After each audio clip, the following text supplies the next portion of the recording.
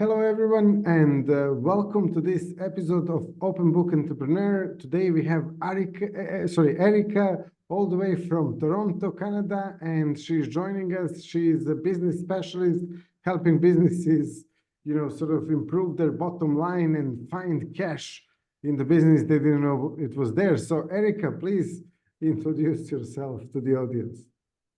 First and foremost, Tony, thank you so much for having me today. And yes, I'm a cost reduction expert and a business optimization specialist where I help SMBs reduce their bottom line and improve their expenses through a variety of different industries. Wonderful. And what inspired you to get into this business?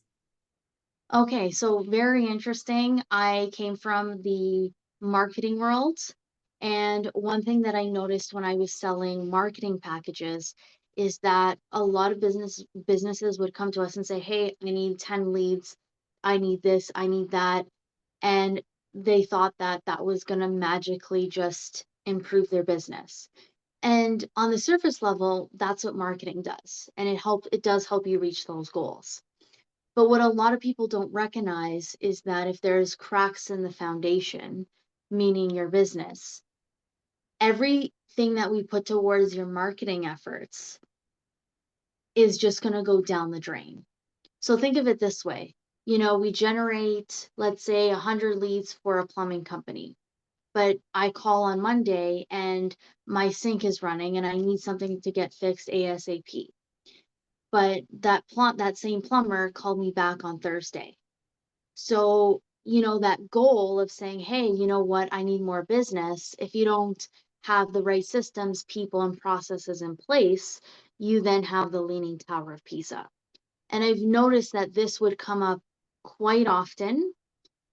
And you have to clog up certain holes in the boat or clog up or even patch up those pieces in the foundation before you say, hey, I need marketing, right? And so I came actually across a franchise consultant. He's like, listen, I have something for you that I think would hit the nail on the head. And I got introduced to Schoolie Mitchell, where they help businesses save on expenses. And I just figured this is perfect because when people would come to me and say, I need marketing, they don't understand how it works. Number one, as I mentioned about the plumbing example. Number two, sometimes, especially in the times that we're in, you have people that understand value and then people that are struggling. And especially in Canada, they are struggling. So they would say, hey, like I don't have enough money for this. And I would say, okay, where do you not see the value? But sometimes they really just didn't have the money. So now on this side, I get to help you find the money and you get to reinvest it back into your business to not only take it to the next level, but you can take it 10 times up a notch because we just gave you back that money. Wonderful, wonderful. So in your own business, like what motivates you to keep going when things get tough? Okay, so this is, I would say, contrary to a lot of the advice that is given out there. So some people will say you should focus on one business and don't focus on anything else. And the reality is that when you're in a sales position, when you don't have money coming in, sometimes there's this desperation that comes out of your voice and you come off as very sleazy and desperate. Now, when you have other incomes coming in, or even just small like side hustles, that helps me stay afloat, number one, and keep going. Because hey, if I can do this in other businesses and in other ways, today's just not a good day, but tomorrow will be a good day. So that's what motivates me to keep going, pushing myself, the consistency. That's what really helps me to keep going. Wonderful. And what's been one of the biggest successes in your business so far? I think the biggest successes is not what's coming into the business in terms of revenue, but watching people and seeing them in their transformation. So if we save a business $100,000 and they're about to go bankrupt in the next 6 months, and giving them that extra gas, or instead of putting 87, giving them the 91 fuel, you're giving them that extra boost. And because of that, they're able to take that, invest that into the areas that they need to be able to grow. And seeing that really, for me, it feels good. It feels warm inside. Exactly. And what's the goal for your business for next 3 to 5 years? What's my next goal? Yeah, like what is the goal for your business for next 3 to 5 years? I would say right now I'm focusing on construction trades and contractors. Technically, I can work with many different industries, but we all know that the riches are in the niches.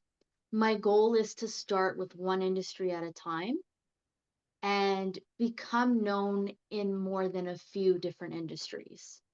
I wouldn't also say I do want to grow this business, of course, but I would also say, knowing me, I want to take this and then add on to my stack. So I have a couple side hustles as we speak.